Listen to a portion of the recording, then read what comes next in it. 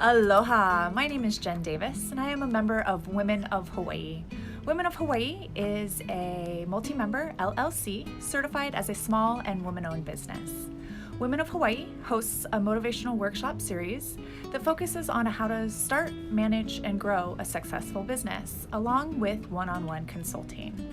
I am here today with all of the members of Women of Hawaii. We have Tahisha Taylor. Aloha. We have Nicole Soom. Aloha. We have Monique DuPont. Aloha. And we are here today with mayoral candidate Ikaika Marzo. Aloha. Today, we've set up some questions from a small business owner and voter standpoint, and we'd like to give Ikaika a platform to speak more about his campaign for mayor of the island of Hawaii. Let's go ahead and start with the first question from Tahisha. Hello again. So, you've decided to run for mayor. Can you tell us how that idea came to happen? So first of all, that idea had been running through my mind for quite a long time, over almost about 5 years. But during the 2018 eruption, that was the stepping point that I wanted to run for mayor. What we have done in the Puna district during the eruption, filling in the gaps that our government had left for our community, being a community organizer, being someone in our community for the people, that had made my eyes open during that time. And we needed leadership during that time of a disaster, and obviously we're going through a disaster right now. So I noticed that our leadership was not in our community, wasn't for the people, and I wanted to take that step forward to organize and lead a government for the people of Hawaii. Great, thank you. That's a big idea that you have. Would you mind sharing with us your strategic plan for the idea? So the strategic plan. If we look into planning, there's a couple things that I have seen. There's many issues that we face in Hawaii Island. We got to recognize where we came from, our past. We got to realize what we are doing right now, and look towards the future on how we can be a better leadership, have better leadership for our community. One of those plans, connecting the people with our government. That is one of the number one things that we need to look at in order to be a successful island, as far as from people to government. Second, we're going through a COVID-19 crisis right now. Our economy is hitting we're getting hit on every side of our economy. Creating safe policies for our local businesses, empower our local economies, local businesses, small businesses on our island. Giving the proper tools for our local businesses to move forward during this time. Being ready for the next wave. We're going to see another wave coming soon with COVID-19. With COVID-19 and the flu in December or in the winter months. So how are we going to move forward? Because if we have one more wave of this, you're going to see a lot of businesses go down. So we got, moving forward, empowering our local businesses. But the first key thing that I want to instill in our government is a connection and transparency and trust within the government. So that's the first thing that I'm going to do. Thank you. So you have several departments and you have 9 districts to plan with. How do you make that all come together with all those moving parts? There's over 15 department heads. One thing that I want to make sure that in order to be a successful government and leadership, you have to bring together to the table people that are experts within our island. Not only Hilo, not only Kona, but every part of the island. We need experts from every island to make the decisions for our Hawaii Island people. So, connecting our island together. In the last couple years, we have seen misrepresentation around our island. If we go to Ka'u, some of the stuff that Ka'u has, Kona doesn't have. So we need to represent all parts of the island, come together as one, and find the best solutions for our problems on Hawaii Island. So there's 60 to 65 positions. All positions will be around the whole island. So our administration can touch up on each part of our island to come up with the most collaboratively plan for our island to move forward. So, basically hire experts, people that I trust, people that I can work with, people that can support the vision that our county needs in our future, and also people around the whole island. So we know the different problems that are happening in different districts. So that's my plan for diversifying my cabinet. Thank you very much. So you're talking about bringing in experts. How are you going to make sure that it operates efficiently in every department and in every district along with these experts? No, basically, how we going to work it efficiently? Basically there's so many experts in my hometown going around this whole island. So basically, from the beginning of this campaign, my objective was to go into every district equally every week. So Monday, we're in Waimea, Honoka'a. Tuesday, we're in Ka'u, Volcano. Wednesday, we're in Kohala and Kona. Thursday, Kona. Friday, Kona. Back to Hilo or South Kona on the way back to Hilo. Saturday, Puna and Hilo. Sunday, Puna and Hilo. So we're trying to touch bases and meeting with a lot of experts in our community. And I have names all over my room, in my living room, and picking these people that, sometimes we have friends, sometimes we have colleagues, sometimes we have friends of friends that can get the job done. But you mainly looking at these people and how we can mesh together and come up with the best team for Hawaii Island. Sometimes it's not experts. Sometimes it's just a passion that these people have for our people. That's what can catapult us to the next level. So basically looking at different attributes from different people and what we can gain from it, and expertise also comes in, but without the expert we need passion too. So that's what, if that answered your question. It did, thank you. Okay, so you've told us about your plans, your strategy, how you intend to operate. Can you tell us how you plan on marketing that and getting the word out in light of COVID-19? Oh, COVID-19. COVID-19 has been a difficult time for our government, county people. Just, to market, we need to look at, I've been looking at different way to market, different strategies during COVID-19. Obviously, nobody has the answers.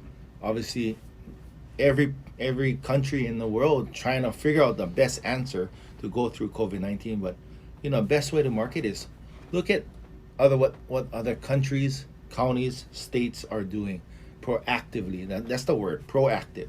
We don't want to be a reactive society or a reactive government where we're pretty much on our toes. We need to be able to adapt and be proactive with this COVID-19. So economy, obviously 91,000 people are out of jobs right now in Hawaii. Well, no, sorry, take that back. 91,000 is employed on Hawaii Island, registered employed. 33,965 people have registered for unemployment. Out of that 33,000, 22,000 of those were in the tourism industry. So because of COVID-19, the good thing about COVID-19, it's like on a hiatus. So we're right now, it's a break. Now we can reset. We can really think about tourism, responsible tourism, constructive tourism, sustainable tourism, and market tourism back into our economy. agriculture. We're looking at agriculture, how we can diversify our economy. Agriculture, tech jobs. You know, there's a lot of tech jobs in Hawaii. That could, you know, a lot of our keiki are starting to use phones, computer. They're really, you know, they're more tech than me, and they're at the age of 3. So we got to use that that source of moving our keiki forward, but being sustainable in the next, that's the long term. So marketing, COVID-19 has played a huge part in our society. It's a good thing in some ways, and it's a bad thing because of the virus, but it's a good thing for us. We can take a step back, look at what has been working for us and what has not, and start to market those that have been working for us, and operate these different economic strategies safely, respectfully, and responsibly. If that answered your question. Thank you for sharing all the details of your plan. What is the main message that you would like for all your voters to know today? The main thing that I want to make sure, you know, simple and basic. During the hardship of our community, and for me, I hate talking about myself because I'm just a local boy trying to do the best for his community as possible. You know, during the 2018 eruption, let's go back to that, and that's where I have got, you know, pretty much qualified myself to be running for mayor. During that time, I did everything for free, did everything for my community as much as possible. We did everything that I could to keep our community safe. It's either, you know, education, communication, feeding our community during that time, comforting our community, and providing resources for our community. So what I want to tell everyone in Hawaii, I would do this job for free because I did it before. Because I just love people. I just love I want to connect. I want to push Hawaii to the next level. And it's always, it doesn't come for me. It doesn't come for anybody else except our keiki and our future. You know, as you can tell in the world now, it's a different type of world that what we were raised with. It's not the same anymore, and we want to keep our keikis safe. So what is the main message you want the voters to know? Hey, basic. I am for the people, and I have always been, and I always will be. Politics will not get in the way. I will always do things that is right for our people. If there is red tape to cut, or a barricade to jump over, or a gate to open, I will, if it's for our people. So that's one of the things that I want to make sure that everyone knows that. Thank you for that. That's pretty powerful. So you mentioned connecting with the people. How are you doing that these days? How are you conveying your message? How are you connecting with the voters? So like how I've always done is being out in a community, being in the community, being available and saying, hey, I am there. And like I said earlier, you know, every part of my day in a week is being in the community, regardless of if I'm in Puna, Kona, Ka'u, or Kohala, and anywhere in between. Being available, listening, and that's the thing about leadership. In order to lead, you got to learn how to listen. So that's one thing that I was raised with. You know, when I was young, you always used to get scoldings. You know, listen. Well, now is the time we need to listen to all the constituents, all the people of Hawaii. And from the beginning of my campaign, going out and getting into these districts and communities and doing community outreach and listening to the people of our community and addressing those issues, addressing those concerns, and then coming back home and gathering our team together and, hey, this is the issues that this district Ka'u is facing. This is the issues that Kona is facing. How we can solve this problem if we do get into office. And like I said, if I don't get into office, it doesn't mean that I'm not gonna be helping our community. I'm still gonna be advocating for to help our community as much as possible. So, being available, that's one of the key factors. Listening to our people in our districts and communities, and also coming up with plans to solve the issues that they face. So that's one of the things. Yeah. If that answers your question. Okay, so you just talked about being able to listen to the people in the community. Mm-hmm. So if I were to meet you in the grocery store and you had less than 1 minute to tell me about yourself or about your campaign or why you're running for mayor, what would that sound like? If I had 1 minute, it all depends on who. Okay, I have gone through this, especially today. You know, time is not. I always can give more time to someone that want to give me their whatever is happening that they're going through. It all depends if my wife is there. No, I'm only joking. No, it's basic. You know, you're in a position where you need to be there for a community. It doesn't really matter how much time. If a person needs you for 10 minutes and you only have one, hey, give them 20. Basic. You're in a leadership role where you need to be listening to different concerns. Even though sometimes those concerns are left field, we still got to catch the ball and throw it back in the infield. So,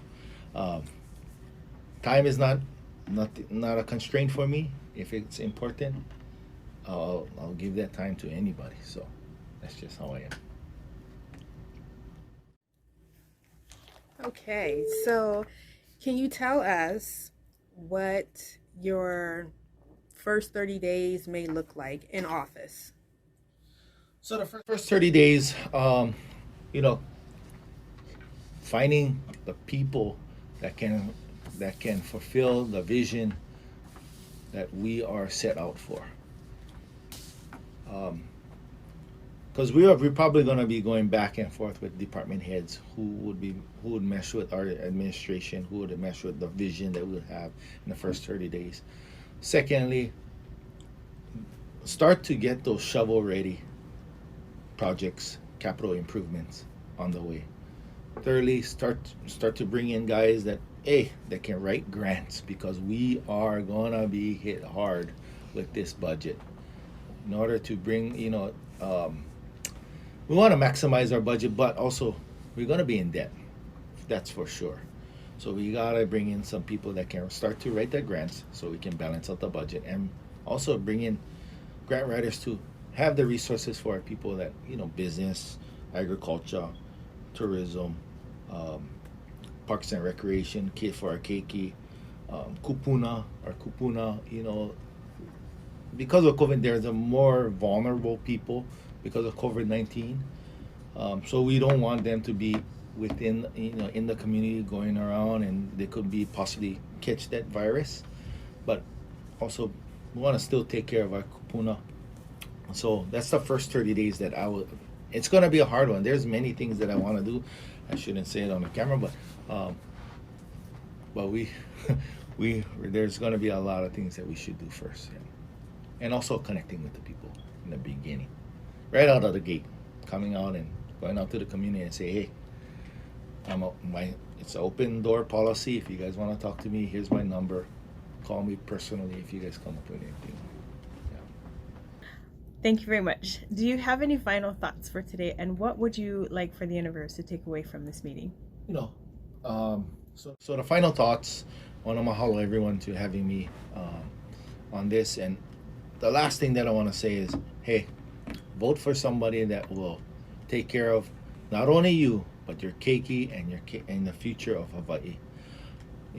Vote for somebody that is for the people, that will always be for the people, and also connect with the people. and vote for somebody that will do everything in his power to make sure the safe and well-being of Hawaii will be always thought upon. So again, and trustworthy and transparent government, because that is the key to the success of our county government in the future. So Great, thank you. And how can the people find and contact you? So you can find me on Facebook. I'm under Ikaika Marzo. Also, I have a website. It's ikaikamarzo.org. Or you can reach me at email, ikaika@ikaikamarzo.org. So all those avenues, Instagram, Facebook, Twitter, YouTube. Go ahead and check me out, and you can reach me like that. Mahalo. Thank you so much for your time today, Ikaika. We really appreciate you sharing more about who you are and your campaign for mayor of the Big Island of Hawaii. It's clear to us that you would like to connect with the voters. Thank you so much. So we are Women of Hawaii. If you would like to find out more about us, how we are able to help you start, manage, and grow your business, or for any one-on-one consulting, you can find us on the web at womenofhawaii.org, and you can email us at info@womenofhawaii.org. You can find this interview on our website. Thanks again to Ikaika Marzo, and aloha.